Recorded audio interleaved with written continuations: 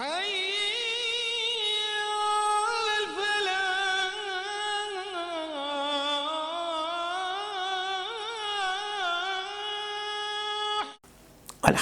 رب العالمین والصلاة والسلام علی سید الانبیاء والمرسلین۔ ناظرین، سلسلہ اغلاط العوام۔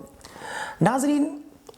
آج ایک غلط فہمی اور یہ عورتوں میں بہت زیادہ عام ہے، اس کے بارے میں بات کریں گے کہ سودک ایک اصطلاح، ایک نظریہ لوگوں میں عام ہے۔ سودک یہ ہوتی ہے کہ یہ جو جعلی عامل ہوتے ہیں یہ عورتوں کو کہہ دیتے ہیں، بالخصوص ایسی عورتوں کو کہ جس کے گھر اولاد نہ ہو رہی ہو اور وہ ان جعلی عاملوں کے ہتھے چڑھ جائیں تو یہ ان کو عجیب و غریب ٹوٹکے دیتے ہیں، جس میں ایک سودک کا بھی نظریہ ہے۔ وہ نظریہ یہ ہے کہ آپ نے کسی بھی جو ہے وہ ایسی عورت کے پاس نہیں جانا کہ جو بچہ پیدا ہونے کے بعد جسے چلا کہا جاتا ہے اور پنجابی میں چھلا کہا جاتا ہے، وہاں نہیں جانا، کسی فوتگی میں نہیں جانا، کسی اور ایسی جگہ نہیں جانا یا ایسی عورت کے پاس نہیں جانا کہ جہاں عورت کا حمل گرا ہو۔ تو اب اس طور پر کچھ ٹوٹکے دیتے ہیں، پھر یہ کہتے ہیں کہ آپ نے گوشت نہیں کھانا، وہ فلاں کام نہیں کرنا، آپ نے یہ نہیں کرنا۔ تو اس چیز نظریے کو لے کر بڑی عورتیں جو ہوتی ہیں وہ بڑی کاربند ہوتی ہیں، اور اگر کہیں عورت ادھر ادھر چلی جائے، چاہے جتنا مرضی قریبی رشتہ دار فوت ہوا ہو، اس کی تعزیت، اس کے ورثہ کی تعزیت کے لیے بھی نہیں جائے گی، اپنی چاہے جتنی مرضی، بلکہ یہاں تک کہ اپنی بہن کا بھی اگر حمل ضائع ہو جائے تو اس کے پاس بھی نہیں جائے گی، اور بھی اس طرح کی کئی جو ہیں وہ فضولیات جو ہیں وہ کیے جاتے ہیں عمل۔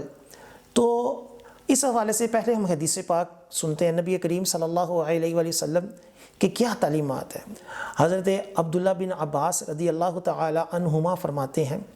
رسول اللہ صلی اللہ علیہ وآلہ وسلم نیک فعل لیتے، بدشگونی نہ مانتے اور اچھے نام کو دوست رکھتے۔ یعنی یہ جو بدشگونی ہے نا کہ وہاں جاؤں گا یا وہاں جاؤں گی تو مجھے یہ مسئلہ ہو جائے گا، میں بیمار ہو جاؤں گا یا ہو جاؤں گی یا میرے گھر اولاد نہیں ہوگی، یہ بدشگونی ہے۔ سودک کی اسلام میں کوئی حیثیت نہیں۔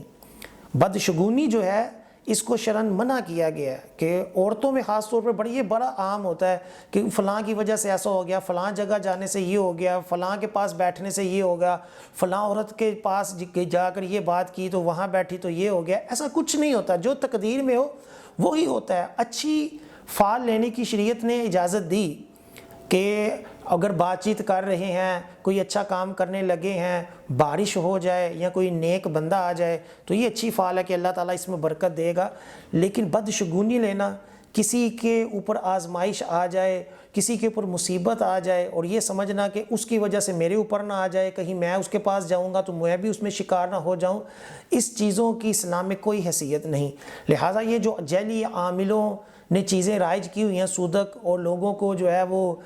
چیزیں کھانے سے منع کر دیتے ہیں، آنے جانے سے منع کر دیتے ہیں، اور عورتوں کے اوپر طعن و تشنیع کی جاتی ہے، یہ شرعاً جائز نہیں۔ پھر کمال عجیب حرکت یہ ہے کہ سودک ختم کیسے ہوتی ہے کہ جب عامل صاحب کو بکرا پیش کیا جائے، کہ جب اس کو بکرا دے دیا جائے گا اب وہ عورت کو سودک کھول دے گا اور کہے گا کہ تم اب جہاں چاہو جا سکتی ہو، یا عورت کے گھر جب بچہ پیدا ہو جائے گا وہ اس کی جو اصل تھی کہ جو میں نے فلاں مقصد کے لیے یہ سارے جو ہے وہ احتیاطیں کرنی ہیں، تو پھر وہ عامل اس کو جب کہے گا اور اس سے پیسے لے گا یا بکرا لے گا تب اس کو جو ہے وہ اجازت ہوگی۔ یہ کتنی عجیب بات ہے، اور ہم انہی وجہ سے اہل سنت جو ہے و جماعت جو ہے وہ بدنام ہے کہ ہم جو صحیح تصوف ہے، جو صحیح اسلامی تعلیمات ہیں، ان کو چھوڑ کر اس توہمات کے پیچھے چلتے ہیں، اور لوگ جو ہیں پھر وہ ہم سے بدظن ہوتے ہیں کہ یہ کیا اسلام ہے۔ اسلام ایک بڑا سادہ اور ایک واضح اور ایک ایسا کامل مذہب ہے کہ جس میں توہمات کی اور اس طرح چھوٹے چھوٹے نظریوں کی اور یہ نظریہ رکھنے کی کہ فلاں کی وجہ سے میرے اوپر آزمائش نہ آ جائے، اس کی کوئی حیثیت نہیں۔ قسمت کا ایک بڑا واضح اللہ تعالیٰ اور اس کے رسول صلی اللہ علیہ وسلم نے ہمیں جو دیا ہے وہ یہی ہے کہ جو قسمت میں ہوگا وہ ہو کے رہے گا۔ لہٰذا اگر قسمت میں اولاد ہے تو وہ آئے گی، اگر نہیں ہے تو روحانی علاج ویسے کیے جا سکتے ہیں، علاج ہی ہے نا۔ اولاد کے لیے علاج کیا جا سکتا ہے کہ وظائف کیے جا سکتے ہیں، مستند جو ہے عامل حضرات سے وظیفہ لیا جا سکتا ہے، تعویذ لیا جا سکتا ہے، لیکن اس طرح کی عجیب و غریب حرکتیں کر کر، لوگوں کی دل آزاریاں کر کر ہم چاہیں کہ اللہ تعالی ہمارے اوپر مہربان ہو جائے، ایسا نہیں ہوتا۔ اللہ تعالی عمل کی توفیق عطا فرمائے۔